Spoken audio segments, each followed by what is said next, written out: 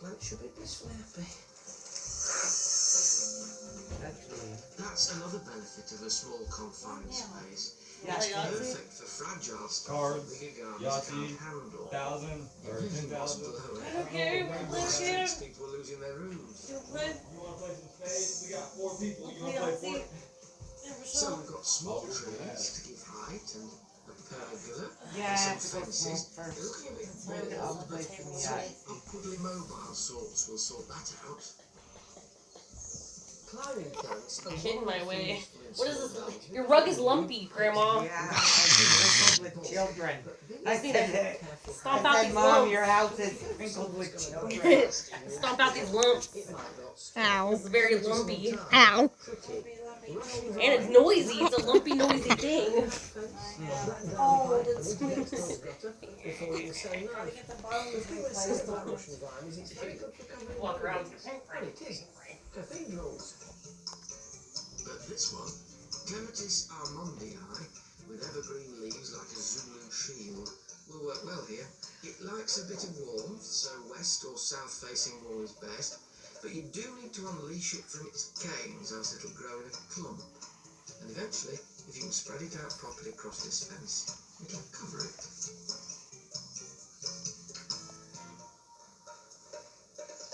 It's only now that you can see precisely what you've got. And what I do seem to have here is 2 stems. One shorter one down here that I can take along there, I'll tie it in a minute. And then this really long one which I'm going to take out in that direction that way and then bring back fairly near to the top. The idea really is just to space out these stems as much as possible so that they have the potential to cover a larger area of fence and room to grow. Oh my, sounds like a lot of work. There's a clever trick for tying them in. See what I'm doing? I put this string, it goes round the You back hear the dice rolling on and again, and then I twist it, because that twist then provides the cushion for the stem once it comes in there. It's a fiddle. Well, it What are is. you trying to say? It does work. You'll find that when you first put your climber up, it does look a bit trussed, you know, it's a bit like an oven-ready turkey. But now that the light's at it and it's been unwound, it will start to fluff up its feathers and settle in there, and these shoots will soon start to grow. And as they do, tie them into the wires to cover even more. Unlikely as it may seem, it grows pretty quickly. Give it 3 years and you'll be hacking it back. And then enter honeysuckle, a sweet-smelling fiery climber that naturally twines round things to climb. But because these pergola posts are fat, it needs a bit of stringy help to get it going, but the flowers are worth it.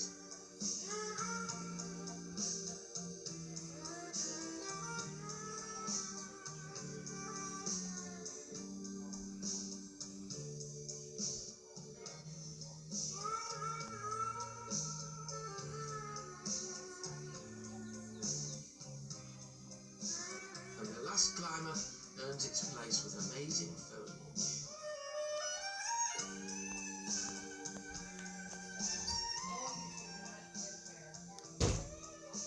Ivy climbs by means of these little whiskers on its stems, which are the aerial roots. They stick to the wall with all the efficiency of epoxy resin. Usually, often when you first plant them, they don't take too kindly to it, so you can paint the wall of the fence with manure water. It's smelly, but we'll start them off on wires.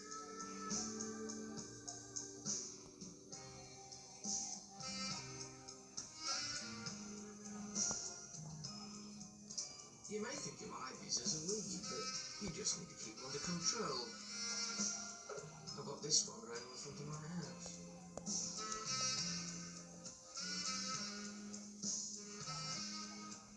I say tomato when you say tomato. I say ivy when you say pebble dash.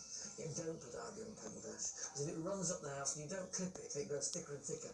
It can peel a whole lot off in one sheet, as it can with flimsy mortar. But if you put a framework on the wall, like trellis and battening, or in this case on the fence, wires, you're okay.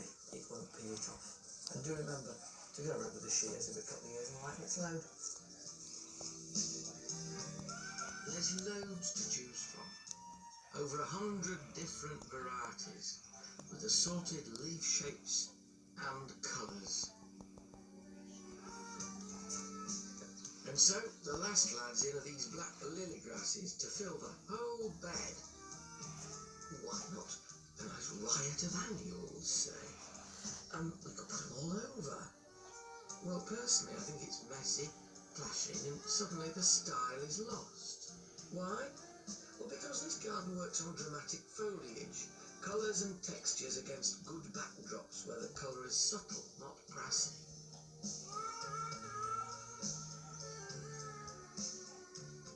So why have I put them where I've put them? Well, the bamboo there, for instance, is hiding that narrow end of that wall, but still creating a vertical. And coming down from that vertical, remember the triangles, down through that witch hazel to the hostas, making an arc which is picked up by the oval of the lawn, and then it flings it back with the curve of the wall. Isn't that nifty? My little trees are doing a good job too. I could have brought that tall red Japanese maple right up here by this first pergola post, but it would have foreshortened the garden.